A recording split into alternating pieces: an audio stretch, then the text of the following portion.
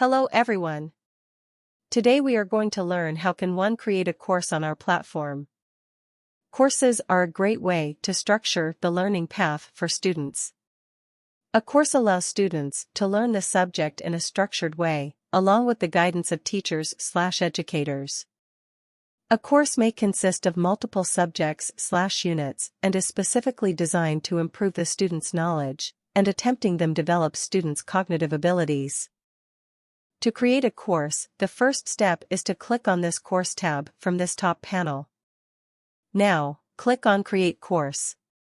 Enter these details, that is, name of your course. Select the subjects from here. You can enter a brief detail of your course here. You can also add the course cover picture using drag-drop or upload it from your system. Lastly, click on Create Course.